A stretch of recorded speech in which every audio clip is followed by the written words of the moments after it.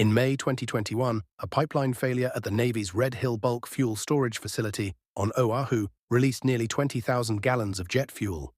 The facility, 20 massive underground tanks built into a mountain above Pearl Harbor, sitting just 100 feet above a critical aquifer, had a prior leak on record dating back to 2014.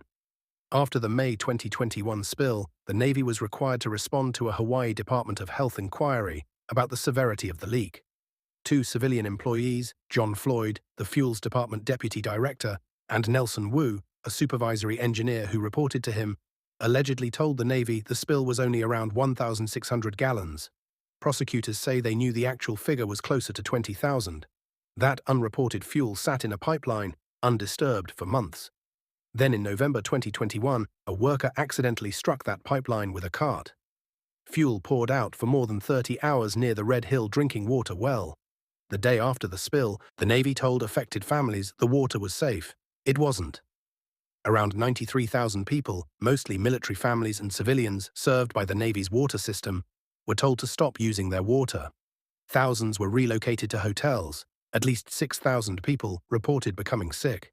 Federal investigations identified cascading leadership failures and described the Navy's handling of the May spill as laying the foundation for the November disaster.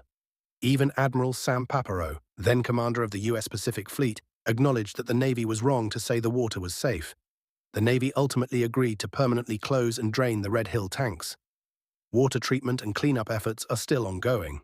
As for accountability, in August 2025, a federal grand jury indicted Floyd and Wu on charges of conspiracy and making false statements. Both pleaded not guilty.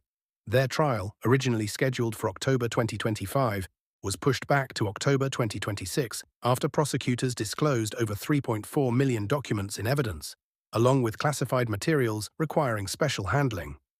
Some defense attorneys and community advocates have raised concerns that the two men may be scapegoats for broader institutional failures, noting that no military officers have faced criminal charges despite multiple investigations finding serious fault with Navy leadership at the time. The Navy calls it an accident. Hawaiians call it violence. Were you or anyone you know affected by the Red Hill contamination? Share your story in the comments. Tag someone who needs to know the military is still poisoning Hawaii. Follow if you're ready to hear the truth.